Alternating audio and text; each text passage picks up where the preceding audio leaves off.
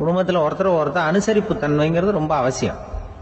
கணவன் மனைவின்னா அனுசரித்து போகணும்னு சொல்லுவாங்க. அதாவது ஒரு கணவன் அதுக்காக தான் அந்த காலத்துல எல்லாம் ஒரு வீட்டுக்கு வந்து மாப்பிள்ளை தேடுறதுங்கிறது ஒரு பெரிய குடும்பத்தை நிர்வகிக்கிற அளவுக்கு ஒரு கணவனாக வரக்கூடிய எப்படி இருக்கணும் அப்படின்னா, அந்த காலத்தில் புலி வேட்டைக்கு போகணும். ஒரு பொண்ணுக்கு மாப்பிள்ளை தேடுறதுன்னா நம்ம தமிழ் பழக்கம் என்னன்னா, காட்டுக்கு போய் ஒரு புலியை வேட்டையாடிட்டு வரணும்.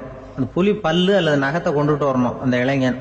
அதை வந்து வீட்டில் கொடுப்பான். அதை தான் கட்டி அதை வந்து இதாக கட்டுவாங்க, மாலையாக போடுவாங்க, தாலியாக கட்டுவாங்க. அதாவது வீரம் இருக்கா பையனுக்குன்னு பார்ப்பாங்க. ஒரு பொண்ணு வேணும்னா நீ முதல்ல வீட்டுக்கு பொண்ணு கேட்க போகக்கூடாது, காட்டுக்கு போகணும். போய் புளியை கொண்டு வா, அதுக்கப்புறம் தான் உனக்கு பொண்ணு அப்படின்னு சொல்லுவாங்க. இப்போலாம் ஏன் போகிறது இல்லைன்னா, இப்போலாம் ஒருத்தனை வந்து காட்டுக்கு போய் புலிப்பல் கொண்டு வரனா புலி தான் மாப்பிள்ளையாக வரும். அதனால தான் இப்போ போகிறதில்ல யாரும் காட்டுக்கு. அப்போ வந்து பெண்களும் வந்து ரொம்ப வீரமாக இருந்தாங்க.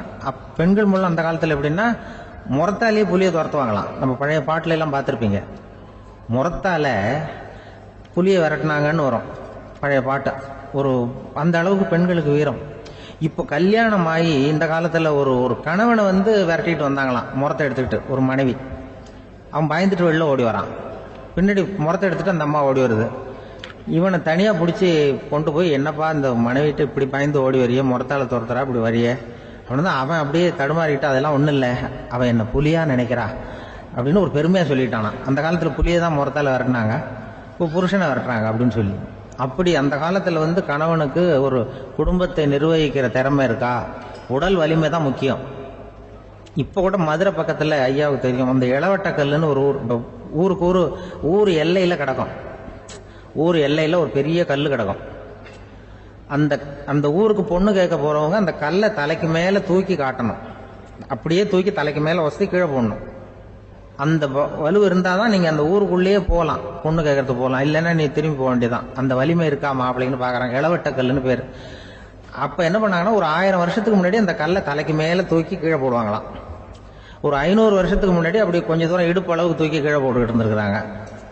அதுக்கப்புறம் ஒரு 100 வருஷத்துக்கு முன்னாடியெல்லாம் அப்படி முழங்கால் அளவுக்கு அப்படி தூக்கி போட்டால் போகிறோம்னு வச்சுருந்தாங்களாம். இப்போ நான் அந்த ஊருக்கு என் கூட பழனிசாமின்னு ஒருத்தர் இருக்கார். அவர் போய், உனக்கு எப்படிப்பா இந்த ஊரில் கல்யாணம் ஆச்சு அப்படின்னா, இப்போலாம் நாங்கள் தொட்டு கும்பிட்டா போகிறோம், அதை அசைக்கிறது கூட இல்லை. அப்படி ஆகிட்டுது. ஒரு குடும்பத்தை கணவனாக வரப்போகிறவனுக்கான தகுதி அந்த காலத்தில் அப்படி இருந்துதான். அப்படி வந்து கணவன் வந்து தேர்ந்தெடுக்கிறது, குடும்ப தலைவனை தேர்ந்தெடுக்கிறது ஒரு பெரிய காரியம். ஒரு பெரிய செல்வந்தர் போட்டி வச்சாராம், ஒரு நீச்சல் குளம், அதில் யார் வேணாலும் குதித்து அந்த பக்கம் போய் கரையேறலாம். அந்த நீச்சல் குளத்தில் விஷப்பாம்புலாம் கிடக்கு. யார் துணிஞ்சி அந்த விஷப்பாம்பு இருக்கிற குளத்தில் குதித்து அந்த பக்கம் போய் கரையேறானோ அவனுக்கு ஒரு 100 ஏக்கர் நிலம் கொடுப்பேன். அது வேண்டான்னா ஒரு 1000 ஆடு கொடுப்பேன். அதுவும் வேண்டான்னா என் பொண்ணை கொடுப்பேன் அப்படின்னு போட்டி வச்சார். அதான் மாப்பிள்ளையை தேர்ந்தெடுக்கிறதுக்கு அவர் ஒரு வழி, நீச்சல் குளத்தில் குதிச்சு கரையேறணும். இப்போ அந்த ஊரில் இருக்கிற இளைஞர்கள்லாம் வந்து பார்க்குறாங்க அந்த குளத்தில் குதிக்கணும்னு. ஆனால் குளத்தில் ஒரு விஷப்பாம்புலாம் கிடக்கு. இது என்ன பண்ணுறதுன்னு பார்த்தா யாருமே குதிக்கிறதுக்கு தைரியம் வரல. திடீர்னு ஒருத்தன் துணிஞ்சு குதிச்சான், படபடன்னு அடிச்சுட்டு போய் அந்த பக்கம் கரையேறிட்டான். கரையேறின உடனே பரவாயில்லையே ஒரு ஆள் வந்துட்டான்னு சொல்லி அவனை அந்த இளைஞனை போய் பிடிச்சிட்டு வந்தாங்க.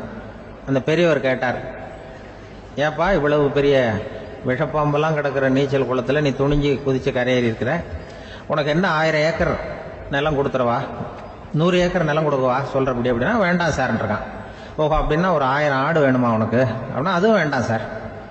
ஓ அப்படின்னா என் பொண்ணு வேணுமா அப்படின்னா, அதுவும் வேண்டாம் சாருங்கிறான். அப்புறம் எதுக்குடா குதிச்சு என்ன உனக்கு என்ன தான் வேணும் அப்படின்னு கேட்டிருக்காரு.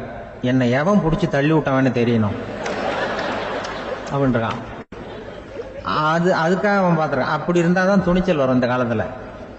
எதுக்கு இவ்வளவு சங்கடம்லாம் வச்சாங்கன்னா, ஒரு குடும்பத்துக்கு தலைவராக வர வேண்டிய ஒரு ஆள், கணவனாக இருக்க வேண்டியவனுக்கு துணிச்சல் இருக்கா, தைரியம் இருக்கா அப்படிங்கிறது பார்க்கறதுக்காக இப்படிப்பட்ட தேர்வு முறைகள்லாம் வச்சுருந்தாங்க அந்த காலத்துலலாம். இப்போலாம் கல்யாணம் பண்ணுறது ஆளுக்கு நேரில் பார்க்காமலே கூட கல்யாணம் நடக்குது இன்டர்நெட்டில்.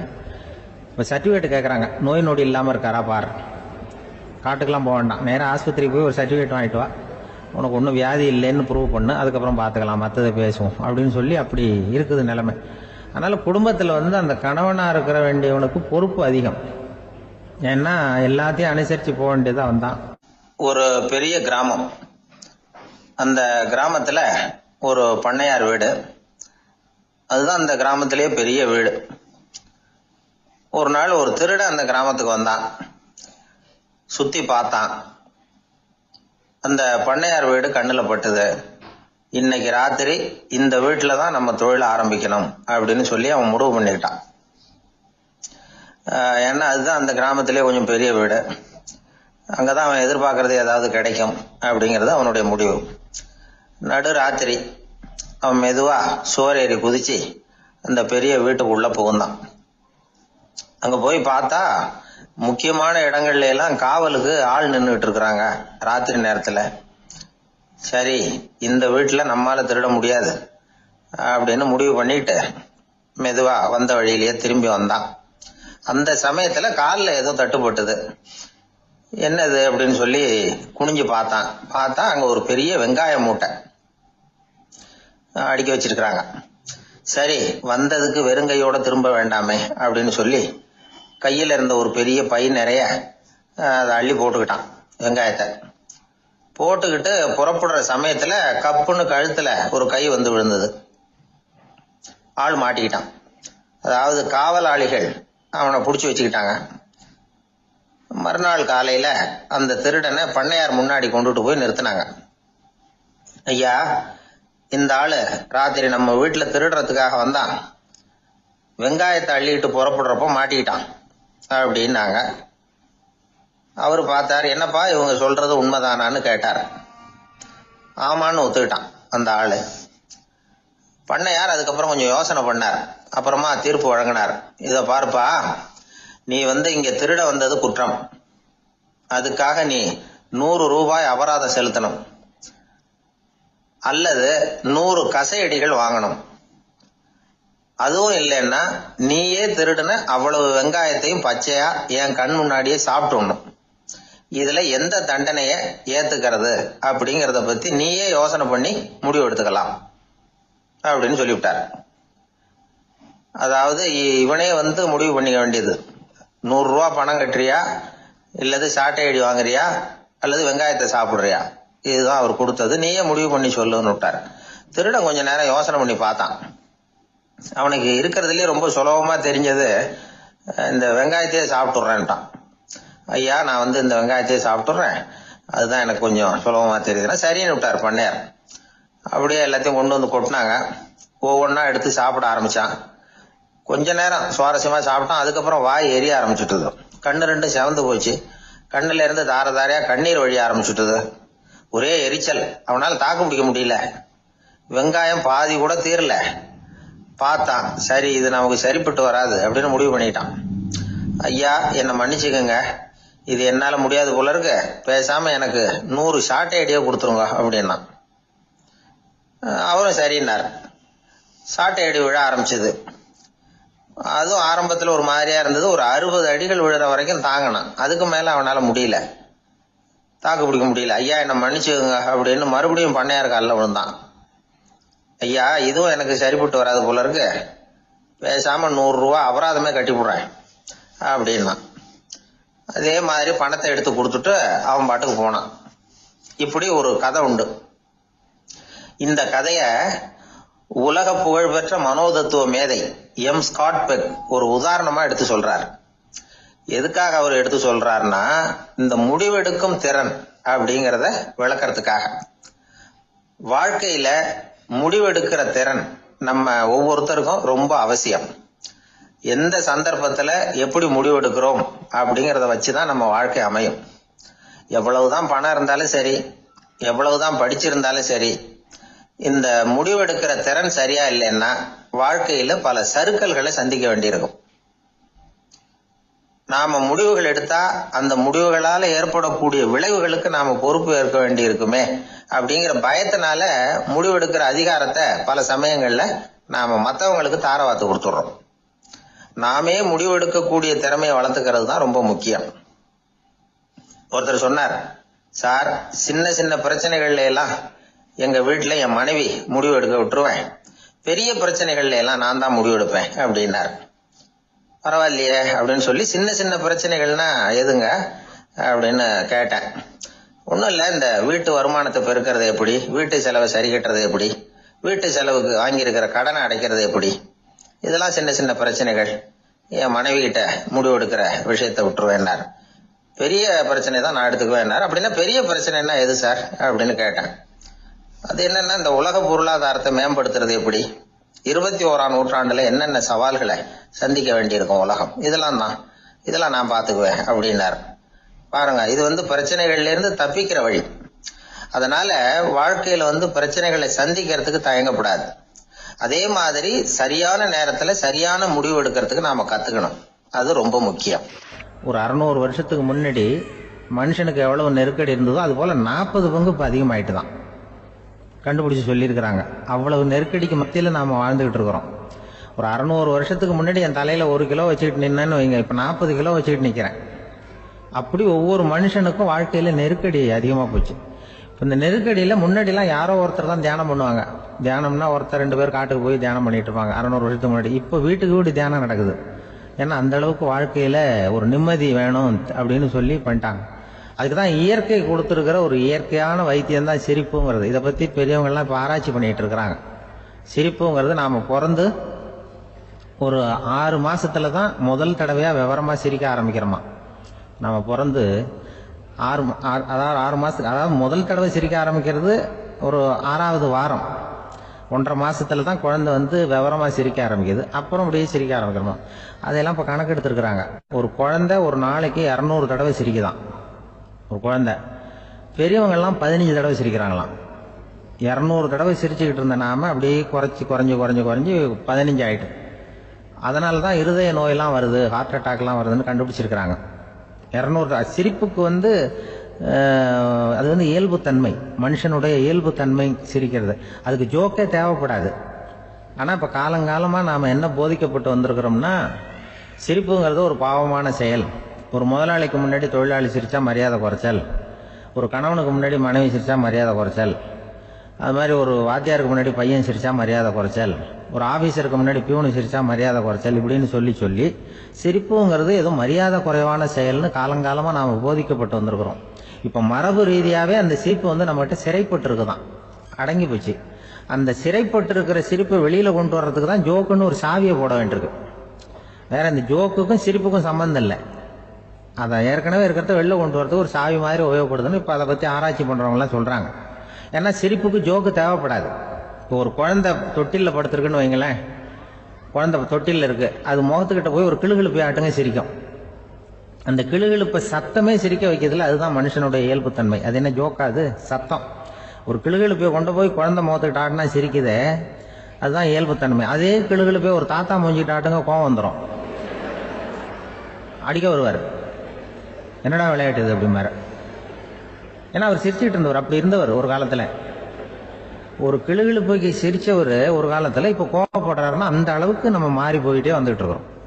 அதனால அந்த இயல்பு தன்மை மாறாம இருக்கணுங்கிறது ரொம்ப முக்கியம். அதுக்காக எல்லாரையும் குழந்தையாக்க முடியாது.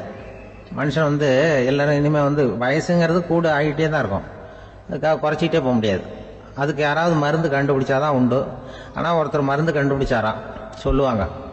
ஒரு டாக்டர் ஒரு மாத்திரை கண்டுபிடிச்சாராம். ஒரு மாத்திரை சாப்பிட்டா ஒரு வயசு குறையும், ஒரு மாத்திரை சாப்பிட்டா ஒரு வயசு குறையும் அப்படின்னு ஒரு மாத்திரையை கண்டுபிடிச்சிருக்காரு. ஒரு பாட்டி அம்மா, 90 வயசு பாட்டி, அது போயிருக்கு. அதே டாக்டர்கிட்ட போய், ஐயா எனக்கு ஒரு பாட்டில் மாத்திரை கொடுங்க, இந்த வயசு குறையிற மாத்திரை அப்படின்றது. அவர் ஒரு பாட்டில் கொடுத்தாரு மாத்திரை. பாருமா பாட்டியம்மா, ஒரு மாத்திரை சாப்பிட்டா ஒரு வயசு குறையும், எடுத்துட்டு போகணும்னு கொடுத்துருக்காரு டாக்டர். இந்த 90 வயசு பாட்டி எடுத்துட்டு வீட்டுக்கு வந்துட்டு மறுநாள் அதே டாக்டர் கிட்ட போயிருக்கு. 30 வயசு பொண்ணா போச்சான். 30 வயசு பொண்ணா மாறி அதே டாக்டர் கிட்ட போயிருக்கு. இடுப்புல ஒரு கை குழந்தை, அது சட்டை கிட்ட போடாம கட்டவரில் வாயில வச்சுட்டு உட்காந்துருக்கு. நேராக டாக்டர்கிட்ட போய், டாக்டர் நேற்று வந்தேன், ஏதோ ஒரு மாத்திரை சாப்பிட்டா ஒரு வயசு குறையுன்னீங்க, நான் ஏதோ ஒரு ஆர்வத்தில் ஒரு 30-40 மாத்திரை சாப்பிட்டேன், இப்படி ஆயிட்டேன் அப்படின்னு. இப்போ டாக்டர் சொல்லியிருக்காரு, இதுக்கு ஏமா வருத்தப்படுற, எல்லாரும் வயசு குறையணும்னு தான் நினைக்கிறாங்க, உனக்கு வயசு குறைஞ்சிட்டுது, நீ சந்தோஷப்படு, இதுக்கே மறுபடியும் என்னட்ட வந்திருக்கிற அப்படின்னாரான் டாக்டர். அப்ப அந்த அம்மா சொல்லிச்சேன், என்னை பத்தி பரவாயில்ல டாக்டர், என் இடுப்புல பாருங்க கை குழந்தை, இது சட்டை கிட்ட போடாம உட்காந்துருக்கு, கட்டவரில் வாயில வச்சுட்டு உட்காந்துருக்கு, இது ரொம்ப ஆர்வத்துல ஒரு 70 மாத்திரையை சாப்பிட்டு விட்டுது, இது என் வீட்டுக்காரரு.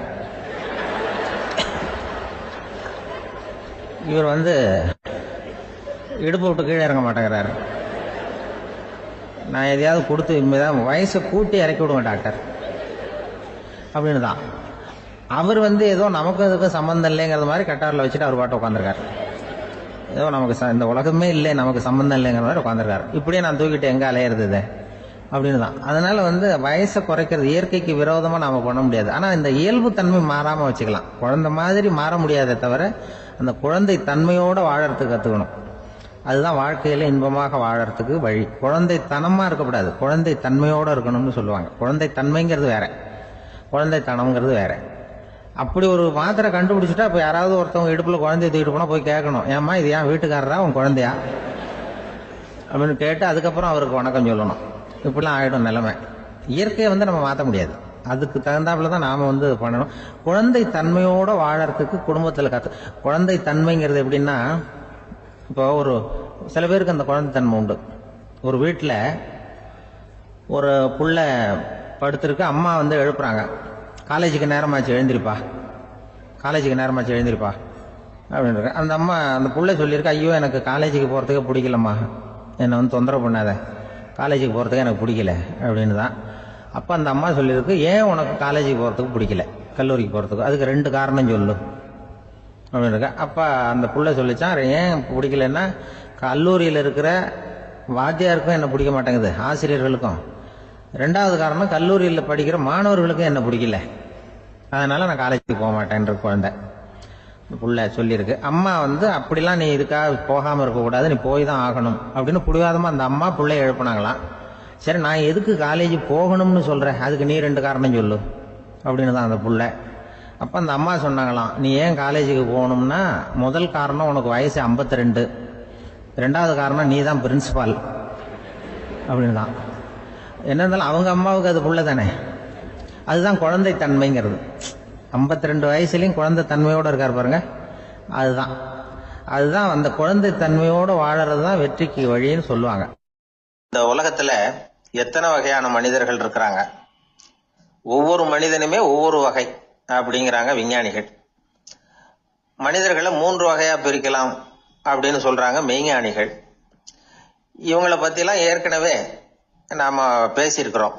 இப்ப டாக்டர் எட்வர்டு பேட்ச் அப்படிங்கிற நிபுணர் என்ன சொல்றாரு தெரியுமா, மனிதர்களை 7 வகையா பிரிக்கலாம்ங்கிறார். மனிதர்களின் மனநிலை அடிப்படையில அவங்களை 7 விதமா வகைப்படுத்துறார் அவர். சரி, அது என்ன 7 வகை? முதல் வகை என்னன்னா பயந்த குணம் உள்ளவங்க. சார் ரொம்ப பயந்த சுபாவம், வீட்டில் கூட வாயே திறக்க மாட்டார், சாப்பிட போறப்ப மட்டும்தான் கொஞ்சம் வாயை திறப்பார், அப்புறம் மூடிக்குவார் அப்படின்னு சில பேரை பத்தி நாம பேசிக்கிறது உண்டு. இவங்கெல்லாம் இந்த வகை, அதாவது பயந்த குணம் உள்ளவர்கள் அப்படிங்கிற முதல் வகை. சரி, 2வது வகை என்னன்னா சஞ்சலப்படுகிறவர்கள், எதுக்கு எடுத்தாலும் கலக்கம் குழப்பம், இப்படியே காலம் தள்ளிட்டு இருப்பாங்க, பல பேர் பார்த்திருப்பீங்க, அவங்கெல்லாம் இந்த வகை. 3வது வகை என்னன்னா யதார்த்த உலகை மறந்து கற்பனை உலகத்திலேயே மிதக்கிறவங்க, இளைஞர்கள் கவிஞர்கள், இப்படி பல பேர் இருக்கிறாங்க. எப்ப பார்த்தாலும் கற்பனை உலகத்திலேயே மிதந்துகிட்டு இருப்பாங்க. கிட்டத்துல போய் என்னங்க ஒரு மாதிரியா இருக்கிறீங்க அப்படின்னு கேட்டு பாருங்க, அவங்களெல்லாம் ஏதோ ஒரு அற்ப புழுவை பாக்குறது மாதிரி உங்களை பார்ப்பாங்க. அதுவும் அந்த வானத்து நிலாவை பாருங்கள், அது என்னை வா வான்னு கூப்பிடுது, எனக்கு சீக்கிரத்துல ஒரு நாள் சிறகுகள் முளைக்கும், சிறகடித்து வானத்துல பறந்து போவேன், அந்த செல்ல நிலாவை கொஞ்சிவிட்டு வருவேன், இப்படிலாம் பேசிட்டு இருப்பாங்க. கொஞ்சிறது அப்புறம் இருக்கட்டும், இப்ப கஞ்சிக்கு வழியே பாருப்பா அப்படின்னா அதை காதுல வாங்க மாட்டாங்க. நாம ஏதோ இந்த உலகத்தை அனுபவிக்க தெரியாதவர்கள் மாதிரி நம்மளை அவங்க கவனிப்பாங்க. இப்படி ஒரு ரகம். 4வது வகை மனிதர்கள் எப்படின்னா, இவங்க தனிமை உணர்வு மிக்கவர்கள். இவங்க மற்றவங்களோட இயல்பா நெருங்கி பழகிறது இல்ல, தான் உண்டு தன்னுடைய வேலை உண்டுன்னு இருந்துட்டு போறவங்க. அடுத்த வீட்டுல இருக்கிறவர் யார் அப்படின்னு கேட்டா கூட அடுத்த வீடுன்னு ஒண்ணு இருக்கா அப்படிங்கறது மாதிரி நம்ம முகத்தை பார்ப்பாங்க. அவங்க கிட்ட மேற்கொண்டு நாம என்னத்தை பேச முடியும்? இப்படி ஒரு வகை. 5வது வகை மனிதர்கள் எப்படின்னா, இவங்க மற்றவங்க செல்வாக்குக்கு உட்பட மறுப்பவர்கள். அடுத்தவங்களோட செல்வாக்குக்கு இவங்க ஆட்படுறதில்ல. நான் யார் தெரியுமான்னு கேட்டா அதை தெரிஞ்சுட்டு எனக்கு என்ன ஆக போகுதும்பாங்க. இவங்கெல்லாம் அந்த ரகம். 6வது வகை மனிதர்கள் எப்பவும் எதுலையும் பற்று இல்லாம இருக்கிறவங்க. இது ஒரு துறவு மனப்பான்மை. இயல்பாவே சில பேர் இப்படி உண்டு, அவங்களுக்கு எதுலயும் ஒரு ஈடுபாடு இருக்காது. அப்படிப்பட்டவங்க எல்லாம் 6வது வகை. 7வது வகை மனிதர்கள் மற்றவங்க கவலைய தன்னுடையதா ஆக்கிக்கிட்டு கவலைப்படுறவங்க. இவங்கெல்லாம் மகாத்மாக்கள். தாம் வேறு அடுத்தவங்க வேறு அப்படிங்கிற எண்ணம் இவங்களுக்கு வர்றதில்லை. அதனால அடுத்தவங்களுக்கு ஒரு துன்பம் வந்ததுன்னா இவங்களால சும்மா இருக்க முடியறதில்ல. ஆக கூடி இப்படி 7 விதமான மனிதர்களை அடையாளம் காட்டுறார் அந்த நிபுணர். இதுல நாம எந்த வகையில வர்றோம் அப்படிங்கறத நாம தான் அடையாளம் கண்டுபிடிக்கணும். எனக்கு தெரிஞ்ச ஒரு மனிதர் உண்டு. அவர் ஒரு வித்தியாசமான வகை. எதையும் நடைமுறை சாத்தியமா சிந்திக்கிறவர். எப்பவும் அடுத்தவங்களும் நல்லா இருக்கணும், நாமும் நல்லா இருக்கணும் அப்படின்னு ஆசைப்படுறவர். அவருக்கு ஒரு சமயம் திடீர்னு உடம்பு சுகம் இல்லாம போயிட்டுது. டாக்டர் கிட்ட போனார், பணம் கொடுத்தார், வைத்தியம் பார்த்துக்கிட்டார். அவர் எழுதி கொடுத்த மருந்து சீட்டை வாங்கினார். ஒரு மருந்து கடைக்கு போனார், பணம் கொடுத்தார், மருந்து வாங்கினார். அதை எடுத்துட்டு வீட்டுக்கு வந்தார். அதுக்கப்புறம் அந்த மருந்து அவர் சாப்பிடணும்ல, சாப்பிடவே இல்லை, அப்படியே சும்மா வச்சுட்டார். அவரை பார்த்து கேட்டேன், ஏன் சார் இப்படி பண்றீங்க? வீண் செலவு தானே இது, நீங்க ஏன் டாக்டர் கிட்ட போய் பணம் செலவு பண்ணுனீங்கன்னு கேட்டேன். அவர் சொன்னாரு, டாக்டர் வாழணும் இல்லையா, அதனாலதான் அப்படின்னார். சரி, அப்புறம் ஏன் மருந்து வாங்கினீங்க அப்படின்னு கேட்டேன். மருந்து கடைக்காரர் வாழணும் இல்லையா, அதனாலதான் அப்படின்னார். சரி, அப்புறம் ஏன் வாங்கின மருந்து சாப்பிடாம வச்சுட்டீங்க அப்படின்னதுக்கு, நான் வாழணும் இல்லையா, அதனாலதான் அப்படின்னார். இவர் வாழ்க்கையை புரிஞ்சுக்கிட்டவர். இப்படி வாழ்க்கையை புரிந்து கொண்டு வாழ தெரிஞ்சுக்கணும். எந்த வகை மனிதர் நாம் அப்படிங்கறத புரிஞ்சுக்கிட்டு வாழ்ந்தோம்னா வாழ்க்கையில வெற்றி நிச்சயம். மனித நேயம்ங்கிறத பத்தி சொல்லுவாங்க. மனித நேயம் ஏன்னா ஒரு கணவன் கணவனா இருக்கணும், மனைவி மனைவியா இருக்கணும். ஒரு மனுஷன் இன்னைக்கு மனிதன் மனிதனாக இல்லை. மனித நேயம் குறைஞ்சு போச்சு. இது குடும்ப உறவுகள்லாம் ரொம்ப மாறி போச்சுன்னு சொல்ல. இப்ப நாகரிகத்துல அப்படிதான் இருக்குது. ஒரு இதுல ஒருத்தன் என்ன பண்ணிருக்கான், ஒரு சின்ன பையனை கொண்டு வந்தானா. ஒரு சின்ன பையன் பக்கத்துல இருக்கான்.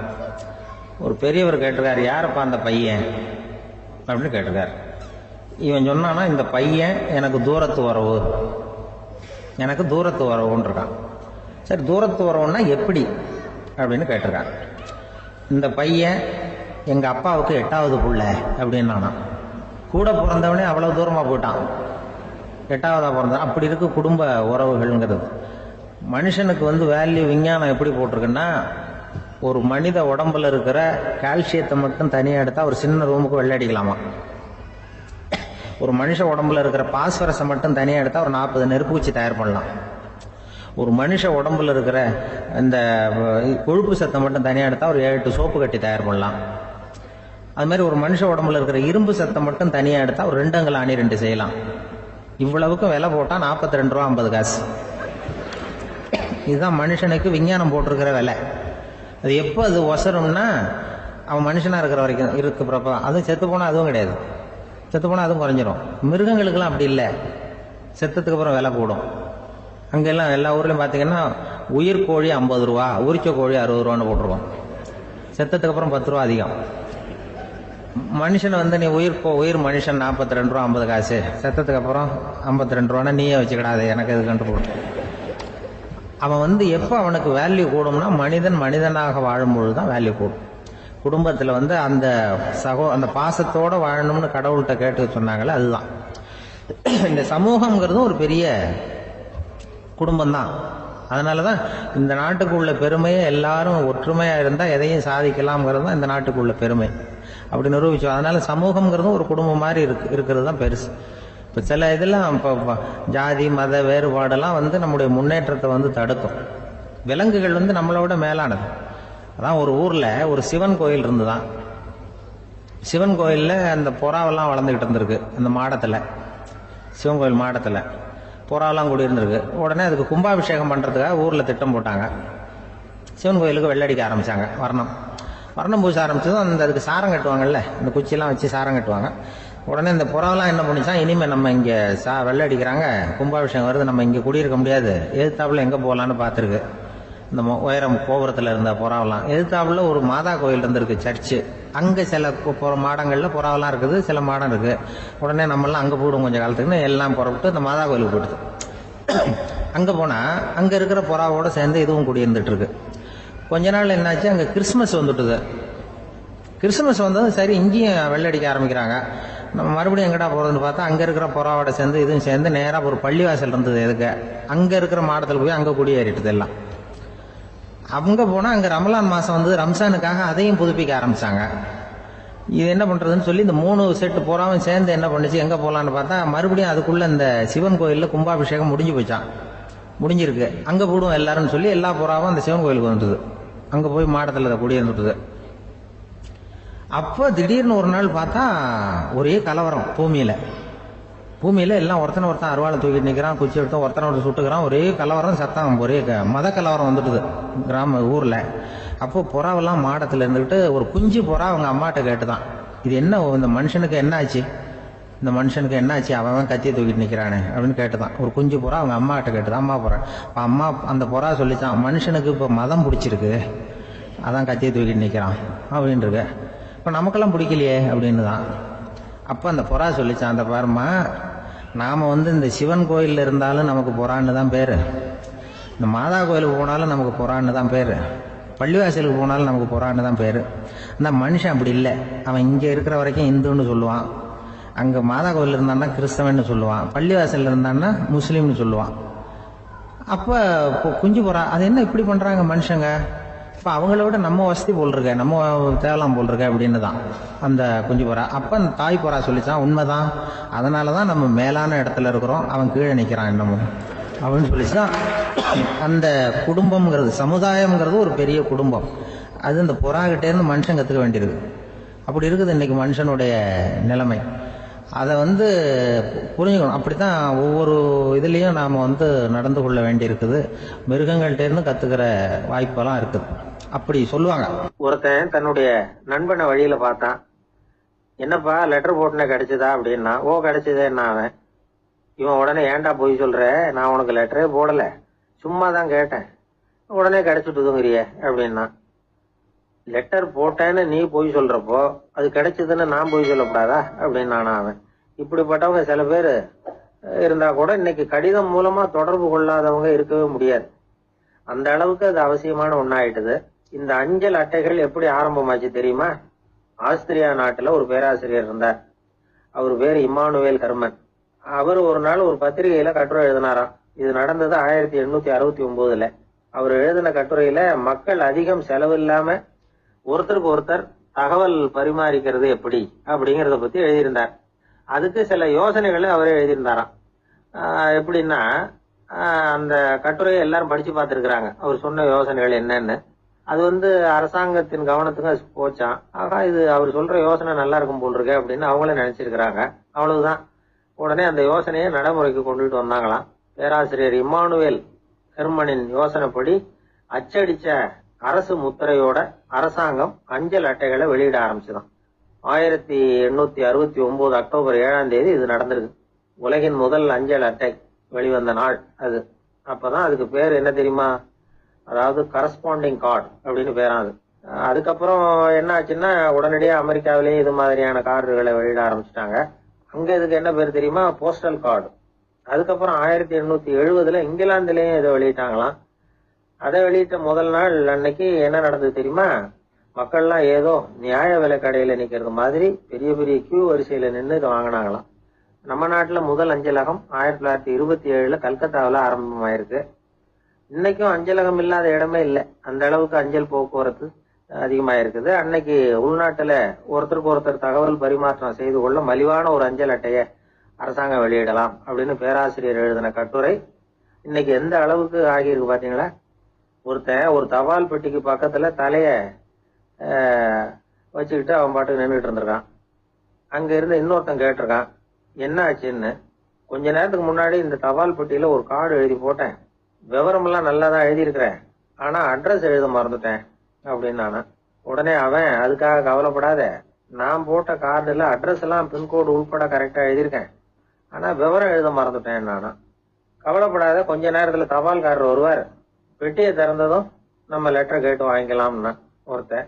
கொஞ்ச நேரத்துக்கு முன்னாடி அவர் வந்தார், கேட்டேன், அதுக்கப்புறம் தான் மனசுக்கு ரொம்ப கஷ்டமா போச்சு நானா. இவன் ஏண்டான்னு கேட்டிருக்கான். அவன், இது தபால் புட்டு இல்லையா?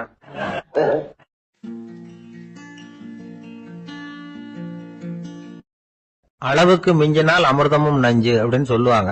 அது உண்மைதான். ஒருத்தருக்கு அளவுக்கு மீறிய புகழ் வந்துட்டுதுன்னு வச்சுங்க, அது கூட ஆபத்தா போயிடுறது உண்டு. பழங்காலத்துல எல்லாம் கிரேக்க தேசத்துல ஒரு பழக்கம் உண்டாம். அதாவது யாராவது ஒருத்தரை நாடு கடத்தணும்னா அதுக்கு ஒரு வழி உண்டு. அதாவது ஒருத்தர் நாடு கடத்தணும்னு மக்கள் விரும்புறாங்கன்னு வச்சுங்களேன், அவர் பேரை ஒரு மண்பாண்ட ஓட்டுச்சில்லுல எழுதி அதை ஒரு குறிப்பிட்ட பொது இடத்துல போட்டுற வேண்டியது, அவ்வளவுதான். இது மாதிரி பல பேர் போட்டுக்கிட்டே இருப்பாங்க, எல்லாம் அப்படியே குவிஞ்சு போயிடும். அந்த ஓட்டாஞ்சில்லு குவியல்ல யாருடைய பேர் அதிகமா இருக்குதோ அந்த நபரை ஒரு 10 ஆண்டுகள் நாடு கடத்தி விடுவாங்க. இது அந்த ஊர் வழக்கமா. ஒரு நாள் அந்த குவியலுக்கு பக்கத்துல ஒரு ஆள் நின்றுட்டு இருக்கிறான். அவன் கையில ஒரு ஓட்டாஞ்சில்லு வச்சிருக்கிறான். அதுல யாரோட பேரையோ எழுதணும், எழுதி அந்த இடத்துல போடணுங்கிறது அவன் ஆசை. ஆனா அவன் படிக்காதவன், அதனால எழுத தெரியல. யாராவது அந்த வழியா வர்றாங்களான்னு பாத்துக்கிட்டே நின்றுகிட்டு இருந்தான். ஒரு பெரியவர் வந்துகிட்டு இருந்தார். அவர்கிட்ட ஓடினான். கையில் இருந்த மண்பாண்ட சில்ல கொடுத்தான். ஐயா, இதுல ஒரு பேர் எழுதி கொடுங்களேன்னா அந்த பெரியவர் அதை வாங்கி கையில வச்சுக்கிட்டு, என்ன பேர் எழுதணும் சொல்லு அப்படின்னா இவன் சொன்னான், அரிஸ்டைடிஸ் அப்படின்னு எழுதுங்க அப்படின்னா. இதை கேட்டதும் அந்த பெரியவருக்கு அதிர்ச்சி. ஏன்னா அவரு தான் அரிஸ்டைடிஸ், தத்துவ மேதை அரிஸ்டைடிஸ் அவர். இருந்தாலும் நான் தான் அதுங்கிறத காட்டிக்காம அந்த ஆளுகிட்ட கேட்டார், அது சரிப்பா, அரிஸ்டைடிஸ்ங்கிற பேரை எழுத சொல்ற, அவர் உனக்கு என்ன கெடுதல் பண்ணார், அவர் பேரை இதுல எழுத சொல்றிய அப்படின்னு கேட்டிருக்கார். அதுக்கு இவன் சொன்னானா, அவர் எனக்கு எந்த கெடுதலும் பண்ணல, அவரை நான் பார்த்தது கூட இல்லை அப்படின்னு இருக்கான். அப்புறம் எதுக்காக அவரை நாடு கடத்தணும்னு நீ ஆசைப்படுற அப்படின்னு கேட்டிருக்கார். இப்போ அந்த ஆளு சொல்றான், அரிஸ்டைடஸ பத்தி எல்லாரும் பேசுறாங்க, அவர் ரொம்ப நல்லவர், அவர் ஒரு பெரிய அறிவாளிங்கிறாங்க, அவர் ஒரு பெரிய வள்ளல், பேரறிஞர், இப்படி எல்லாரும் சொல்றத கேட்டு கேட்டு எனக்கு ரொம்ப அழுத்து போயிட்டுது, அதனால்தான் வெறுப்பாயிட்டேன் அப்படின்னு நானும். இதுல இருந்து என்ன தெரியுது, நாம நல்லவனா இருக்கிறதுல ஒன்னும் இடைஞ்சல் இல்லை. ஆனா நம்மள நல்லவன் நல்லவன் எல்லாரும் சொல்ல ஆரம்பிச்சுட்டாங்கன்னு வச்சுக்கோங்க, அப்ப இடைஞ்சல் ஆரம்பம்னு அர்த்தம். எதுவுமே அளவுக்கு மிஞ்சி போகாம பாத்துக்க வேண்டியது ரொம்ப அவசியம். அளவுக்கு அதிகமா ஆசைப்படாதவங்கள ஆபிரகாம் லிங்கனும் ஒருத்தரான். அவரு ஒரு தடவை தன்னுடைய நண்பர்கள் கிட்ட பேசிக்கிட்டு இருந்தாராம். ஒருத்தர் கேட்டிருக்கார், ஒரு மனுஷனுக்கு கால்கள் எவ்வளவு உயரம் இருக்கணும் அப்படின்னு கேட்டாராம். இதுக்கு ஆபிரகாம் லிங்கன் சொன்னாராம், அது என்ன, இடுப்புல இருந்து தரையை தொடுற அளவுக்கு உயரம் இருந்தா போதும் அப்படின்னாராம். எது ரொம்பவும் கஷ்டமான காரியம் அப்படின்னு கேட்டார் ஒருத்தர். ஒருத்தருக்கு ஒருத்தர் சண்டை போடாம இருக்கிறது தான் ரொம்ப கஷ்டமான காரியம் அப்படின்னு தோணுது. ஒரு நாட்டுக்கும் இன்னொரு நாட்டுக்கும் சண்டை, நாட்டுக்குள்ளேயே ஒரு குரூப்புக்கும் இன்னொரு குரூப்புக்கும் சண்டை. ஏன் சண்டை போட்டுக்கிறீங்கன்னு கேட்டு பாருங்க, நாங்க சமாதானத்துக்காக தான் சண்டை போட்டுக்கிறோம் அப்படிம்பாங்க. வாழறதுக்காக பிறந்த மனுஷன் லட்சியத்துக்காக உயிரை விட தயார் அப்படின்னு சொல்லிட்டு இருப்பான். அப்படி உயிரை விடுறவங்கள நாமளும் பாராட்டுவோம். ஆனா ஒண்ணுமில்லாத விஷயங்களுக்கெல்லாம் சண்டை போடுறவங்களெல்லாம், அப்படிப்பட்டவங்களையும் சரி உயிரை விடுறவங்களையும் சரி என்னன்னு சொல்றது, யுத்தங்களாலேயும் சண்டைகளாலேயும் நாம் அடையிறது என்னங்கிறது ஒரு பக்கம் இருக்கட்டும், இழக்கிறது என்ன தெரியுமா, ஏராளமான உயிர்கள். ரத்தம் சிந்தறதுக்கு நான் தயார் அப்படின்னு மார்தட்டி சொல்லலாம், ஆனா ரத்தம் சிந்தினா உயிர் காத்துக்கிட்டு இருக்க தயார் இல்லை. அதாவது உயிர் நமக்காக காத்துக்கிட்டு இருக்க தயார் இல்லை. இழக்கிற ரத்தத்தை ஈடு கட்டினாதான் உயிரை காப்பாற்ற முடியும். அதனால இது சம்பந்தமா ஆராய்ச்சி செய்யற கட்டாயம் ஏற்பட்டு போச்சு. அதோட விளைவா புதுசா ஒன்றை கண்டுபிடிச்சிருக்கிறாங்க. அதுதான் செயற்கை ரத்த பொடி. இப்ப இந்த திடீர் சாம்பார் பொடி, திடீர் ரசப்பொடி, திடீர் காப்பி பொடி இப்படிலாம் சொல்றோம்ல, அது மாதிரி இது திடீர் ரத்த பொடி. இஸ்ரேல் ஒரு சின்ன நாடு, மக்கள் தொகை குறைச்சல், அதோட போர்கள் வேற. அதனால காயம்பட்டவங்களை காப்பாற்றியே தீர வேண்டிய கட்டாயம். காப்பாற்றணும்னா ரத்த இழப்பை தடுக்கணும். அப்படின்னா உடனடியாக புது ரத்தம் செலுத்தி ஆகணும். திடீர்னு ரத்தம் வேணும்னா எங்கே போகிறது? அதுவும் கிடைக்கிற ரத்தம் சேர்ற குரூப்பாக இருக்கணும். ஒரு வேடிக்கை பார்த்தீங்களா, நான் வேற குரூப்பு நீ வேற குரூப்புன்னு இவன் சண்டை போடுறான். இதில் அடிபட்டவனுக்கு ரத்தம் கொடுக்க போனால் அதுலேயும் அது வேற வேற குரூப்பாக இருக்குது. அது ரத்தமும் வேற வேற குரூப்புன்னு சொல்லிட்டு இருக்குது. எந்த குரூப்பு ரத்தம் வேணும், அது உடனடியாக கிடைக்கலன்னா என்ன பண்ணுறது? இப்படிப்பட்ட கஷ்டம்லாம் நமக்கு வந்துடுது. இதுக்காக தான் விஞ்ஞானிகள் இந்த ரத்த பொடியை கண்டுபிடிச்சிருக்கிறாங்க.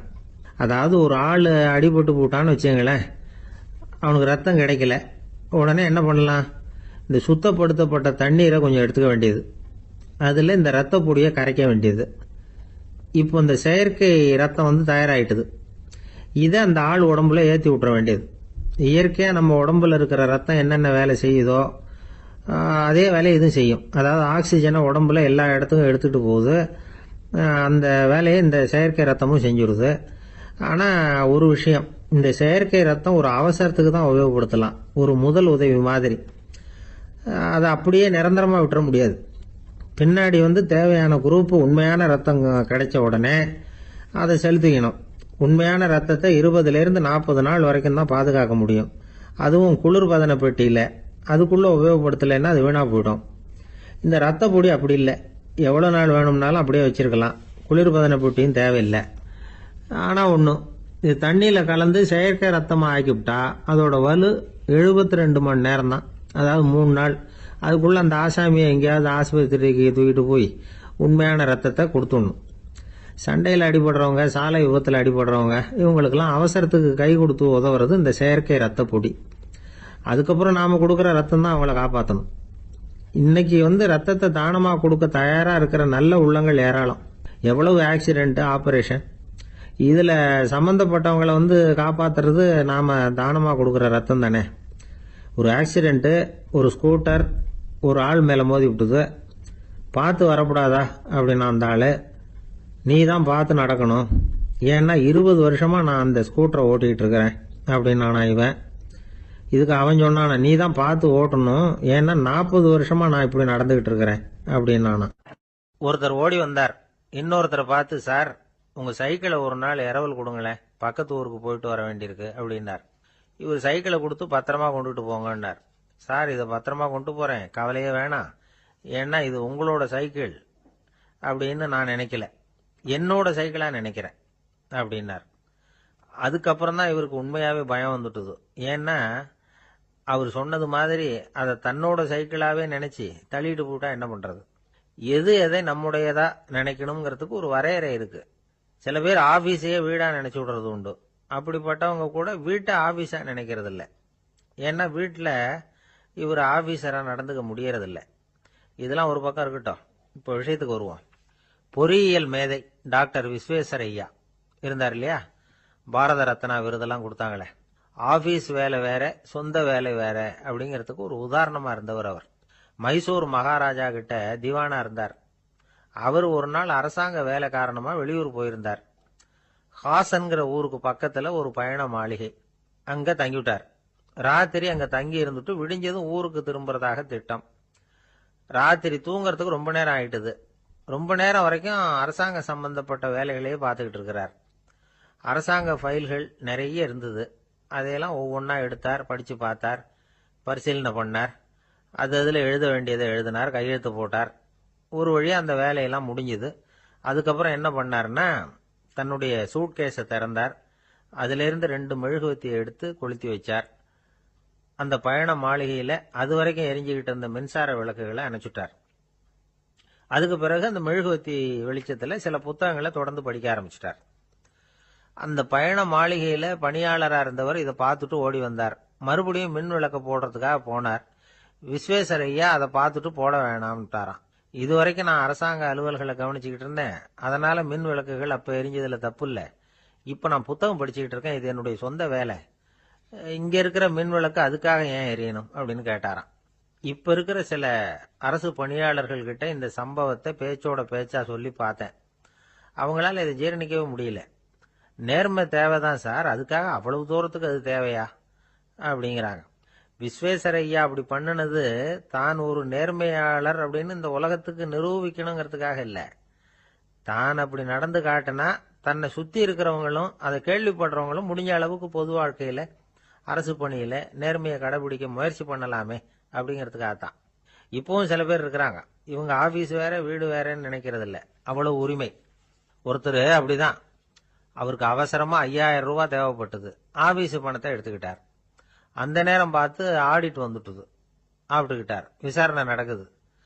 அவர் சொல்றார், சார் நான் நேரம் காலம் பார்க்காம ஆஃபீஸில் வேலை செய்வேன், ஏன்னா அதை என்னோட ஆஃபீஸாக நினைக்கிறேன். அவசரத்துக்கு அந்த பணத்தை எடுத்தேன், மறுபடியும் வச்சுடலாம்னு தான் இருந்தேன், அதுக்குள்ளே இப்படி ஆயிட்டுது. நீங்கள் என்ன நினைச்சாலும் சரி, நான் ஆஃபீஸ் வேற வீடு வேற அப்படின்னு நினைக்கிறது இல்லை, அது என்னோட சுபாவம் அப்படின்னார். விசாரணை பண்ணவர் தீர்ப்பு வழங்கினார். உங்கள் சுபாவத்துக்கு மதிப்பு கொடுத்து நானும் தீர்ப்பு வழங்குறேன். நீங்க கொஞ்ச நாள் ஜெயிலில் இருந்துட்டு வாங்க, அது உங்களுக்கு கஷ்டமா இருக்காதுன்னு நினைக்கிறேன். ஏன்னா அங்க போனாலும் நீங்க உங்க சுபாவப்படி வீடு வேற ஜெயில் வேறன்னு நினைக்க மாட்டீங்க அப்படின்னாராம். திபேத் நாட்டுல புத்த மடாலயங்கள் நிறைய உண்டு. அதுக்கு ஒரு தலைமையகமும் உண்டு. அது இந்த திபேத் தலைநகரம் லாசாவில் இருக்குது. ரொம்ப காலத்துக்கு அப்பால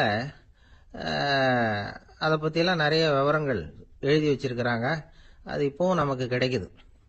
அதாவது ரொம்ப தூரத்துக்கு அந்தாண்ட மலைகளுக்கு நடுவில் ஒரு கிளை மடாலயம். அந்த மடத்தின் தலைவருக்கு வயசாயிட்டு தான்.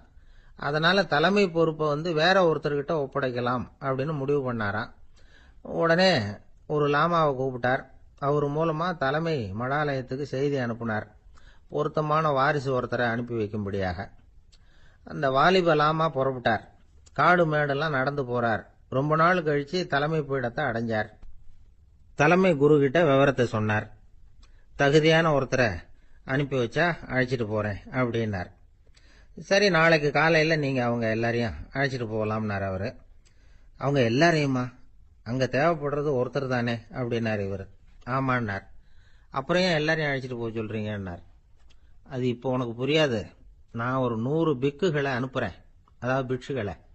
அவ்வளவு பேரையும் அங்க வச்சு சமாளிக்க முடியாது அப்படின்னாரு இவரு. இருந்தாலும் இப்ப அந்த தலைமை குரு என்ன சொன்னார்னா, அதை பத்தி கவலைப்படாத, நான் 100 பேரை அனுப்புறேன். அதுல 99 பேர் வழியிலேயே காணாம போடுவாங்க, ஒருத்தன் மட்டும்தான் வருவான். அவனும் அங்க வந்து சேர்ந்துட்டானா நீ ரொம்ப கொடுத்து வச்சவன் அப்படின்னார். இவருக்கு ஒன்றும் புரியல. இருந்தாலும் மறுநாள் அந்த வாலிப லாமா 100 பேரை அழைச்சிட்டு புறப்பட்டார். போற வழியிலேயே பல பேர் அங்கங்க பிச்சுட்டு போயிட்டாங்க. அவர் சொன்னது மாதிரியே. வழியில அவங்க ஊர்கள் இருந்தது தான் காரணம். அப்பா அம்மாவை பார்த்துட்டு வரேன் அப்படின்னு கொஞ்சம் பேர் போனாங்க. சொந்த பந்தத்தை பார்த்துட்டு வரேன் அப்படின்னு கொஞ்சம் பேர். ஒரு வாரம் ஆச்சு. இப்ப மிஞ்சினது 10 பேர் தான். வழியில ஒரு நகரம்.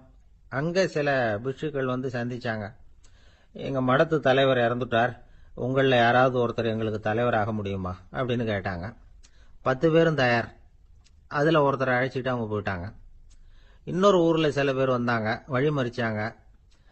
நில்லுங்க, எங்க மன்னர் மகளுக்கு திருமணம், அதை நடத்தி வைக்க 3 லாமாக்கள் தேவை அப்படின்னாங்க. இப்படி கொஞ்சம் கொஞ்சமா எல்லாரும் காலி. கடைசியில 2 பேரும் மிஞ்சினாங்க. அங்க ஒரு இளம்பெண் எதிரில் வந்தா. எங்க அப்பா வேட்டைக்கு போயிருக்கிறாரு, இன்னும் திரும்பி வரல. வீட்டுல வேற யாரும் இல்ல, தனியா இருக்க பயமா இருக்கு, யாராவது ஒருத்தர் எனக்கு துணையா இருக்கணும் அப்படின்னு கேட்டுக்கிட்டா. எங்க 2 பேர்ல நீயே ஒருத்தரை தேர்ந்தெடுத்துக்கோ, இல்லைன்னா எங்களுக்குள்ள சண்டை வந்துடும் அப்படின்னாங்க. இப்ப மிஞ்சினவர் ஒருத்தர். அவருக்கும் ஒரு சோதனை வந்தது. ஒரு தர்க்கவாதி எதிரில் வந்தான். உன்னோட வாதம் பண்ணணும்னா. இவனோட வாதம் பண்றேன், அது முடிய ரொம்ப காலம் ஆகலாம். தர்க்கத்துல நான் ஜெயிச்சா அங்க வரேன், இல்லைன்னா இவருடைய சீடனை ஆயிடுவேன் அப்படின்னாரு அவரு. கடைசியா அழைக்க வந்த வாலிப லாமா மட்டும் வெறும் கையோட திரும்பி போனார். அங்க இருந்த வயசான மடாதிபதி கேட்டார், எத்தனை பேர் அங்கிருந்து புறப்பட்டீங்கன்னார். என்னையும் சேர்த்து 101ன்னாரு அவரு. நல்லது, நீயாவது திரும்பி வந்திய, அதுதான் எனக்கு போதும். ஏன்னா நீ தான் எனக்கு உண்மையான வாரிசு. அந்த 100 பேர்ல யாரும் வரமாட்டாங்க அப்படின்னார் அவர். ஏன்னா அவருக்கு தெரியும் இவர் ஒருத்தர் தான் திரும்பி வருவாருங்கிறது. திபேத்தில் ஒரு பழங்கால பழமொழி உண்டாம், 100 பேர் செல்லலாம், எப்பொழுதாவது ஒருவன் அபூர்வமாக அடைய வேண்டிய இடத்தை அடைவான். இதுதான் அந்த பழமொழி. ஒரு உன்னதமான இலக்கை அடையணும்னா அது அவ்வளவு சுலபமான காரியம் இல்லை. இந்த காலத்து மடாலயம் ஒண்ணும், அதுல ஒரு தலைவர், அவருக்கு வயசாயிட்டுது, தனக்கு ஒரு வாரிசை நியமிக்கணும் அப்படின்னு ஆசைப்பட்டார். ரொம்ப கஷ்டப்பட்டு ஒருத்தரை பிடிச்சார். தனக்கு வாரிசா நியமிச்சுட்டு அவர் சமாதி ஆயிட்டார். புதுசா பொறுப்பேற்றுக்கிட்டவர் அப்படியே உட்கார்ந்துருந்தார். அவரை தேடிட்டு பத்திரிகை நிருபர்கள்லாம் வந்தாங்க, கேட்டாங்க. அவரு உங்க பொறுப்புல அவர் பெரியவர் விட்டுட்டு போன இது எவ்வளவு சுமாரா தேரும், எவ்வளவு விட்டுட்டு போனார் அப்படின்னு கேட்டிருக்கிறாங்க. அது என்ன ஒரு 50 லட்சம் இருக்கும் அப்படின்னாராம். அவ்வளவும் பணமா அப்படின்னு கேட்டிருக்காங்க. இல்லைங்க, கடன் அப்படின்னாராம் இவர். அந்த மரத்தின் உச்சியில ஒரு பறவை கூடு, ஏதோ ஒரு பறவை கூடு கட்டி இருந்தது. அது என்ன பறவைன்னா ராஜாளி. ஒரு குரங்கு அந்த மரத்து கிளையில தாவி தாவி குதிச்சுக்கிட்டு இருந்தது. அப்போ இந்த கூட்டுல இருந்த முட்டை அது கண்ணுல போட்டுட்டுது. அதுக்கப்புறம் அது சும்மா இருக்குமா?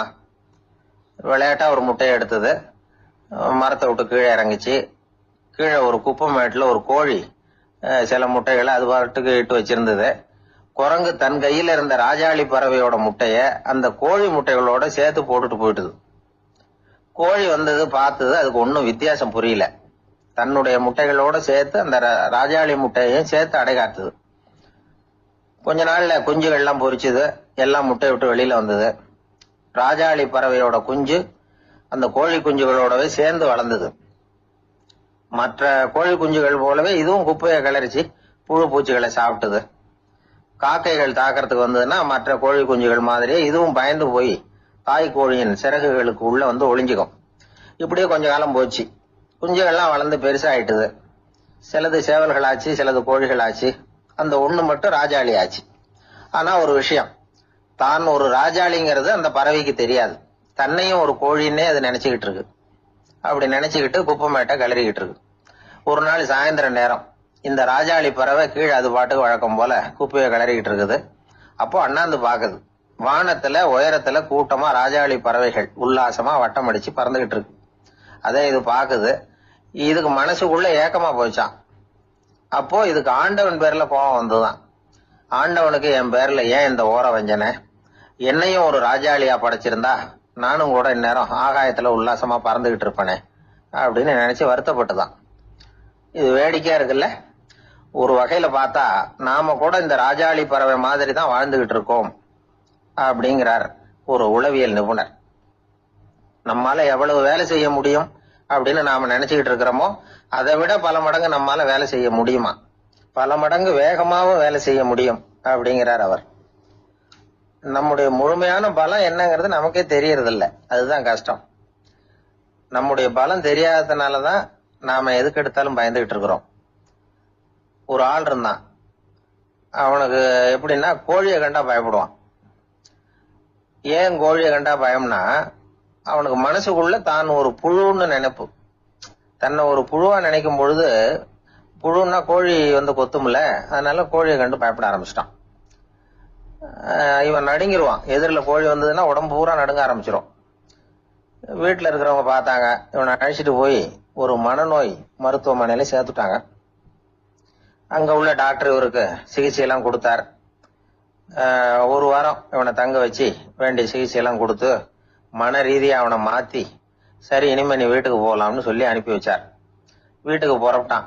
அப்ப சொன்னார், இத பாருப்பா, நீ வீட்டுக்கு போகலாம், நேரா வீட்டுக்கு போ, நல்லா ஞாபகம் வச்சுக்கோ, இனிமே வந்து நீ ஒரு புழு கிடையாது, மனுஷன், தைரியமா புறப்படு, போயிட்டு வா அப்படின்னு சொல்லி வழி அனுப்பி வச்சார். சரிங்க டாக்டர்னு சொல்லிவிட்டு இவன் புறப்பட்டு போனான். பாதி வழி போயிருப்பான். லேசா நிமிர்ந்து பாக்குறான், எதிரில் ஒரு கோழி வந்துகிட்டு இருக்கு. அது பாட்டுக்கு சாதாரணமா நடந்து வந்துகிட்டு இருந்தது. அவ்வளவுதான், இவன் உடம்பு கிடுகிடுன்னு ஆட ஆரம்பிச்சுட்டுது. திரும்பி ஓடி வந்துட்டான். டாக்டர் கேட்டார், ஏன்பா திரும்பி ஓடி வந்துட்டேன்னு. பாதி தூரம் போயிட்டேன் டாக்டர், எதிரில் ஒரு கோழி வந்துகிட்டு இருக்குது, அதான் பயமா இருந்தது வந்துட்டேன்னா. டாக்டருக்கு ஒரு மாதிரி ஆயிடுது. அவர் சொன்னார், இத பாருப்பா, நான் தான் சொன்னேனே, நீ ஒரு புழு இல்ல, மனுஷன். இனிமே நீ புழு கிடையாது, நீ ஒரு மனுஷன். நீ ஒரு புழு இல்லைங்கிறது இன்னமும் உனக்கு புரியலையா அப்படின்னாரு டாக்டர். நான் புழு இல்லைங்கிறது எனக்கு தெரிஞ்சுட்டுது டாக்டர், இது அந்த கோழிக்கு தெரியுமான்னு தெரியலையே அப்படின்னா. இவெல்லாம் எந்த காலத்துல மாறுறது? அதனால வாழ்க்கையில வெற்றி பெறணும் அப்படின்னு நினைக்கிறவங்க யாரா இருந்தாலும் தன்னுடைய பலம் என்ன அப்படிங்கறத முதல்ல புரிஞ்சுக்கணும். தன்னுடைய சக்தியை புரிஞ்சுக்கிட்டவன் வெற்றி பெறுவது நிச்சயம். காலை நேரம், கடற்கரை ஓரம், காலை வீசிக்கிட்டு கையை வீசிக்கிட்டு ஏதோ சண்டைக்கு போற சிப்பாய் மாதிரி எல்லாரும் நடந்து போயிட்டு இருக்கிறாங்க. நடைப்பயிற்சி. அதுல நமக்கு தெரிஞ்ச ஒருத்தர் எதிரில் வந்தார் ரொம்ப வேகமா. என்ன சார் வாக்கிங்க அப்படின்னு கேட்டோம். அவரால் ஆமாம்னு பதில் சொல்ல முடியல. அவ்வளவு கஷ்டம். மூச்சு விடுறதுக்கே வாயை திறந்து திறந்து மூடிட்டு இருக்கிறார். எங்க பேசுறது? கொஞ்சம் நின்று நிதானிச்சு மூச்சு விட்டுட்டு அதுக்கப்புறம் சொன்னார் ஆமா அப்படின்னு. என்ன சார் இவ்வளவு வேகம்னோ? உங்க பேச்ச கேட்டுட்டு தான் சார் நடக்க ஆரம்பிச்சோம். நீங்க தான் அடிக்கடி சொல்லிட்டு இருந்தீங்க நடக்கிறது நல்லதுன்னு. அன்னையிலேருந்து ஆரம்பிச்சுட்டேன். ஆனால் ரொம்ப கஷ்டமா இருக்குது சார். இப்ப பாருங்க, உங்ககிட்ட சுலபமா பேசக்கூட முடியல, மூச்சு வாங்குது, உடம்பு கூட வலிக்கிறது மாதிரி இருக்கு அப்படின்னு அவர் பாட்டுக்கு பேச ஆரம்பிச்சுட்டார். உங்களை யாரு சார் இவ்வளவு வேகமா நடக்க சொன்னது? வேகத்தை குறைங்க, மெதுவா நடங்க அப்படின்னோம். நீங்க நடக்கிறதுனால என்னென்ன சௌகரியம்னு அன்னைக்கு சொன்னீங்களே தவிர சௌகரியமா நடக்கிறது எப்படின்னு சொல்லலையே அப்படின்னாரு அவர். இன்னமும் லேசா மூச்சு வாங்கிட்டே சொன்னா கூட இவர் சொல்றதுலயும் ஒரு நியாயம் இருக்கு. அதனால இந்த நடைப்பயிற்சி பண்றவங்க கவனிக்க வேண்டிய சில முக்கியமான குறிப்புகள் இருக்கு. அது என்னென்னங்கிறத அவங்க தெரிஞ்சுக்கணும். அது தெரிஞ்சு வச்சுக்கிறது நல்லது. இதெல்லாம் மருத்துவ நிபுணர்கள் சொல்ற குறிப்புகள். அவங்க என்ன சொல்றாங்க தெரியுமா? உங்க வயசு 40க்கு மேலையா? உங்க எடை இருக்க வேண்டியதை விட 10 கிலோ அதிகமா இருக்குதா? நீங்க புகை பிடிக்கிறவரா? இதய நோய், ரத்த நாள நோய், உயர் ரத்த அழுத்தம் இப்படி ஏதாவது உங்களுக்கு உண்டா? அப்படின்னா நீங்க உங்க இஷ்டத்துக்கு வரிஞ்சு கட்டிக்கிட்டு நடைப்பயிற்சி பண்ண ஆரம்பிச்சிடாதீங்க. முதல்ல ஒரு மருத்துவ பரிசோதனை பண்ணிக்கங்க, அதுதான் நல்லது அப்படின்னு அவங்க சொல்றாங்க. நடக்கிறப்போ, உடற்பயிற்சி செய்யறப்போ மார்பு பகுதியில அல்லது வேற எங்கேயாவது தொடர்ந்து வலி இருந்ததுன்னா பயிற்சியை நிறுத்தி விட்டு டாக்டரை போய் பார்க்கணும். நடைப்பயிற்சி பண்றப்போ உங்க சக்திக்கு தகுந்த மாதிரி மெதுவா அதிக கஷ்டம் இல்லாம முன்னேறலாம். அங்க என்ன போட்டியா வைக்கிறாங்க? முந்திக்கிட்டு போய் என்ன பண்ண போறோம்? பரிசா வாங்க போறோம். அதனால நிதானம் அவசியம் அப்படிங்கறது அவங்க ஆலோசனை. தொந்தரவு கொடுக்காத ஷூ, ட்ரெஸ் இதுகளை உபயோகப்படுத்துங்க. பாதத்துல ஆடு தசை இருக்குல்ல, அங்க ஏதாவது பிரச்சனை இருந்ததுன்னா டாக்டரை பாருங்க. இந்த பாதத்துல வலி வரும் அந்த இடத்துல. வெயில் காலமா இருந்தா தலைக்கு தொப்பி வச்சுக்கோங்க. பனியில நடந்தாலும் அப்படித்தான். தலையை பத்திரமா பாத்துக்குங்க. நம்ம கிட்ட ஏதோ கொஞ்சம் உருப்படியா தெரியறது அதுதானே. உடற்பயிற்சிக்கு முன்னாடி பின்னாடி பயிற்சி செய்யறப்போ நிறைய தண்ணி குடிக்கலாமா. முதல் 1 மாசத்துக்கு கொஞ்சம் தளர்த்தியா சாவகாசமா நடக்கலாம். மணிக்கு 3 அல்லது 4 கிலோமீட்டர் வேகம்னு வச்சுங்களேன். அதுக்கப்புறம் வேகத்தை அதிகப்படுத்தலாம். மணிக்கு 6 அல்லது 8 கிலோமீட்டர் அளவுக்கு நடக்கலாம். நல்லா கையை வீசிக்கிட்டு நடக்கணும். மூச்சு விடுற எண்ணிக்கை அதிகரிக்கணும். இது மாதிரி ஒரு 30 நிமிஷம் நடக்கலாம். தனியா நடந்து போறதுக்கு உங்களுக்கு என்னமோ மாதிரி இருக்குதா? கூட யாரையாவது சேர்த்துக்குங்க. ஒரு குரூப்பா சேர்ந்து போகலாம். நடக்கிறதுங்கிறத ஒரு சந்தோஷமான சமாச்சாரமா ஆக்கிக்கணும். தினம் இப்படி நடக்க வேண்டி இருக்குதே அப்படின்னு புலம்பிக்கிட்டே போகக்கூடாது. சில பேர் நடக்கிறப்போ கடந்த காலத்தை அசை போட்டுக்கிட்டே போவாங்க. சில பேர் வருங்காலத்தை அசை போட்டுக்கிட்டே போவாங்க. சில பேர் முக்கியமான திட்டம்லாம் இப்படி நடக்கிறப்பதான் தீர்மானம் பண்ணுவாங்க. நடக்கிறதுனால மன இறுக்கம் குறையுது, பரபரப்பு குறையுது, மன ஆற்றல் பெருகுது, தன்னம்பிக்கை வளருது, முதுமை தள்ளி போகுது, செயல்திறன் அதிகரிக்குது. இதை தவிர உடம்புக்கும் பல விதமான சௌகரியங்கள் ஏற்படுது. அதனால இதுவரைக்கும் நடக்க ஆரம்பிக்காதவங்க இனிமே இந்த குறிப்புகளை கவனத்துல வச்சுக்கிட்டு நடக்க ஆரம்பிச்சுடலாம். சார்லஸ் லாம்ப் அப்படின்னு ஆங்கில இலக்கிய மேதை ஒருத்தர், அவர் ஒரு தரம் உடம்பு சரியில்லைன்னு டாக்டர் கிட்ட போனாராம். டாக்டர் அவரை பார்த்துட்டு, நீங்க தினமும் காலையில வெறும் வயத்துல நடக்கணும் அப்படின்னாராம். வெறும் வயத்துல நடக்கிறதுக்கு நான் தயார், ஆனா வயிறு கிடைக்கணுமே சார். யாரு வயத்து மேல நடக்கிறது டாக்டர் அப்படின்னு கேட்டாராம் இவர். ஒரு நண்பர் யாருக்கோ போன் பண்ணிட்டு இருந்தார். அவர் பேசி முடிச்சதும் நான் அவரை பார்த்து, இப்போ போன் பண்ணீங்களே அந்த போன் நம்பர் என்ன அப்படின்னு கேட்டேன். அவரு தலையை சொரிஞ்சுக்கிட்டார். ஞாபகம் வரலன்னார். சரி சார், அதை விடுங்க, உங்க மனைவி பேர் என்ன அப்படின்னு கேட்டேன். மாலதின்னார். என்ன சார் இது வேடிக்கை? கொஞ்ச நேரத்துக்கு முன்னாடி பேசின போன் நம்பர் மறந்து போச்சு. எப்பவோ கல்யாணம் பண்ணிக்கிட்ட மனைவி பேர் மறக்கல, அதை கரெக்டா சொல்லிவிட்டீங்களே அப்படின்னு கேட்டேன். அவரு என்ன ஒரு மாதிரியா பார்த்தார். அவரு அப்படி என்ன பார்த்ததுல ஒன்றும் தப்பு இல்லை. ஏன்னா நாம எல்லாருமே அப்படித்தானே. ஒரு குறிப்பிட்ட காரியத்துக்காக தொலைபேசியில ஒருத்தட்ட பேசுறோம். அதுக்கப்புறம் அந்த எண் நமக்கு அனாவசியம், அதனால மறந்துடுறோம். இதுக்கு பேர் தான் தற்காலிக ஞாபகம். ஆனா மனைவி பேரை மறந்துட முடியுமா? முடியாது. அது அவசியமான ஒண்ணு. அடிக்கடி அந்த பேரை உபயோகப்படுத்துறோம். அதனாலேயும் அது முக்கியங்கிறதுனாலேயும் அதை மறக்கிறது இல்லை. இதுக்கு பேரு நிரந்தர ஞாபகம். சரி, இந்த தற்காலிக ஞாபகம், நிரந்தர ஞாபகம், இது 2 ஞாபக அளவுகளையும் கட்டுப்படுத்துறது எது அப்படின்னா மூளைக்குள்ள நடக்கிற மின்சார நடவடிக்கைகள் தான். தற்காலிக ஞாபகம் ஒரு மின்னல் மாதிரி தோன்றி மறையுது. நிரந்தர ஞாபகம் ஒரு படிவம் போல மூளையில படிஞ்சுடுது. ஒரு சம்பவத்தின் பல பிரதிகள் மூளையில பல்வேறு பகுதிகளிலேயும் படியறதுனால ஒன்னு மறைஞ்சாலும் மறந்தாலும் இன்னொன்னு மறையறதில்ல. இப்படிப்பட்ட நிலைமையில தான் இந்த தொண்டையில இருக்கு, வாயில வரமாட்டேங்குது சார் அப்படிமா. ஒருத்தருக்கு எந்த துறையில ஆர்வமும் ஈடுபாடும் அதிகமோ அது சம்பந்தமான ஞாபக சக்தி அதிகமா இருக்கும். தொழிலை விரும்புகிற ஒரு டெலிபோன் ஆபரேட்டருக்கு எண்கள்லாம் நல்ல ஞாபகம் இருக்கும். அது மாதிரி கவிஞர்களுக்கு வார்த்தைகள் நல்ல ஞாபகத்தில் இருக்கும். இது ஒரு பக்கம் இருந்தாலும் ஒரு மூளை எண்களை விட எழுத்துக்களை விட படங்களை ரொம்ப சுலபமா ஞாபகத்துல வச்சுக்குது. புரிஞ்சுக்கிற தன்மை, அனுபவம், புத்தி கூர்மை இது கூடி குறையறத பொறுத்து ஞாபக சக்தியும் ஏறும் இறங்கும். இப்போ உதாரணத்துக்கு ஒரு பையனுக்கு படிச்சது எதுவும் ஞாபகத்துல இல்லைன்னா அவன் அதை சரியா புரிஞ்சுக்கலன்னு அர்த்தம்.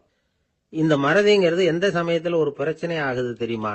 உங்களுக்கு வேண்டியப்பட்ட ஒருத்தரை ஞாயிற்றுக்கிழமை சாயந்தரம் சரியா 5 மணிக்கு கடற்கரைக்கு வர சொல்லிவிட்டு அந்த நேரத்தை மறந்துட்டா அது பரவாயில்ல, வர சொன்னதையே மறந்துட்டாதான் நிலைமை மோசம்னு அர்த்தம். இப்படி இருந்தா இது சிகிச்சை எடுத்துக்க வேண்டிய நிலைமைங்கிறத புரிஞ்சுக்கணும். ஆமா, இதுக்கும் மருந்து இருக்கு.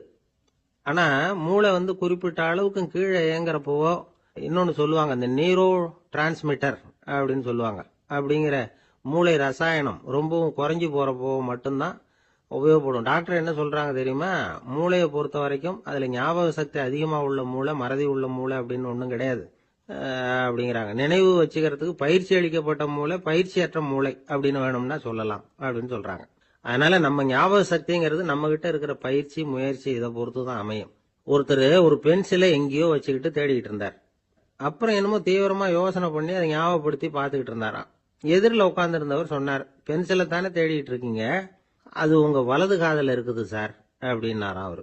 இதுக்கு அவரு சொல்லியிருக்காரு, பென்சிலை வலது காதுல தான் வச்சிருக்கேங்கிறது எனக்கு நல்லா ஞாபகம் இருக்கு, ஆனா எது வலது காதுங்கிறது தான் மறந்து போச்சு அப்படின்னாராம். அவர் அதை தான் யோசிச்சுட்டு இருந்திருக்கிறார். வயிறு பசிக்குதேங்கிறது சிலரோட கவலை, வயிறு பசிக்க மாட்டேங்குதே அப்படிங்கிறது சில பேரோட கவலை. 2 விதமான கவலைக்கும் வயிறு தான் காரணமா இருக்குது. வயிறு பசிச்சதுன்னா அது இயற்கை, வயிறு பசிக்கலைன்னா அது வியாதி. ஆனா பசியையும் நாம பசிப்பிணி அப்படின்னு தான் சொல்லுவோம். என்ன காரணம்?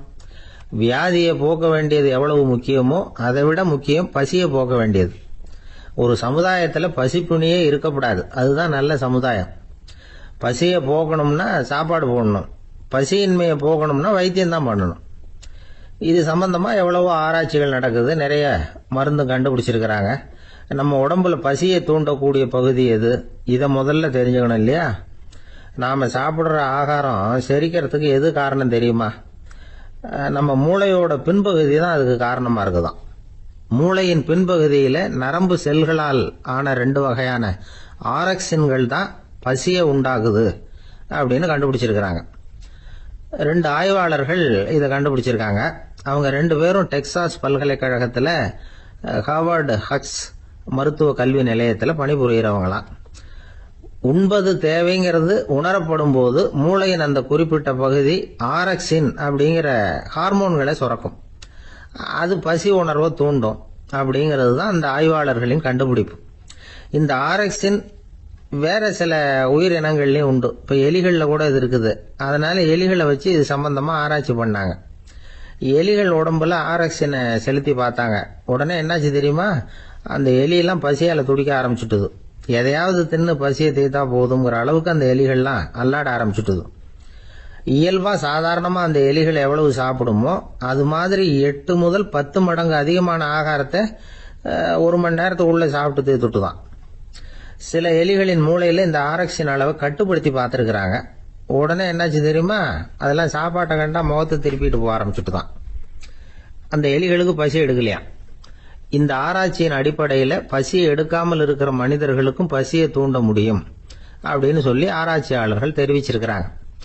ஆக ஆரக்சின் தான் பசிக்கு காரணம்ங்கிறது தெரிஞ்சு போச்சு.